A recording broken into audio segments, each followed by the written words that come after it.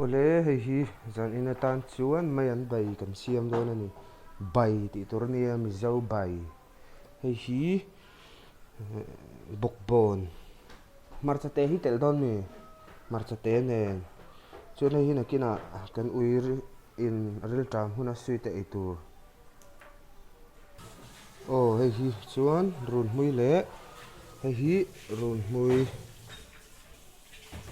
an hei hi leng ser in chunga kan mini garden a kan chin du huna si thei kan siam ani chuan hei hi an thur hi a rep ani ta a hei hi an thur hring a in mai an bai ah chuan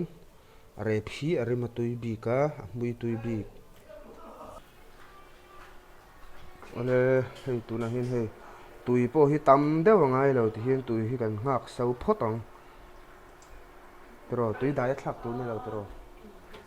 tui sawa kan thlak ang ti hian tui hi chawhmeh kha tui dai a bokbon thlak phot tur zawk ani chu tui dai a bokbon kan thlak phot anga inge dang thlak le tu suda le ajino hi mandum ko kan le ti a dai lain mo ai so kina ka thlak tak na thil pakhat ke lo soi thei hila hei hi berul na ania berul na kami hi mai an bai a hian pakhat te hi kan thlak nga ti tui bik ton ta ne chu hei ti khanin tui kharon sau ta bor ta a mai an na ha kan thlak na saberang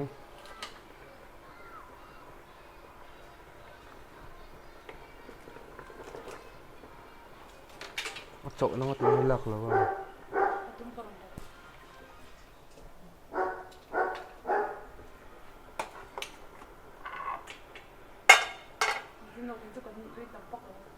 azino them te kan thlak ang indu chuan in thlak anga indu chuan in thlak lo anga chuan soda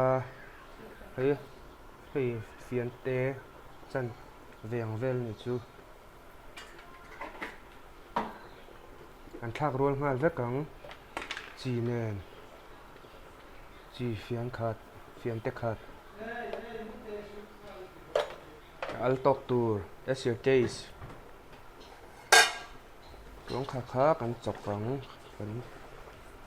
kan nem bek dewang cho vak ngai lo mai an chu azar ma tin riat kha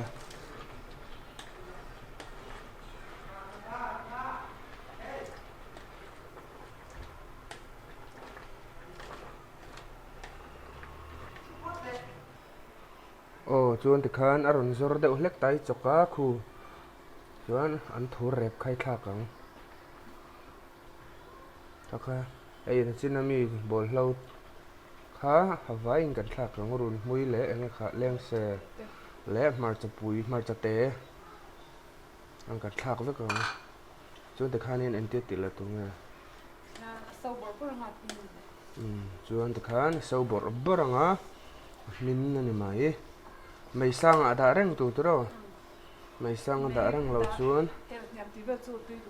du niam ti vel ur ti vel kha ngai ve lo mai an chu min ma chuan chawhmeh siam la hian hlim reng tur hlim reng lo chuan ni chawhmeh siam a tui lawang chuan final look chu khuran ni to mai on sau berang in du chuan sarep te sanga rep te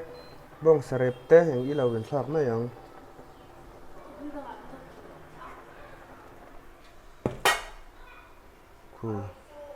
khuan ron tui to em me do ni mizo mai an bai ni chu si thar hlak tui ngatang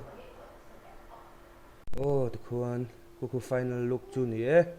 tui em me do ni lo siam ve theu don ni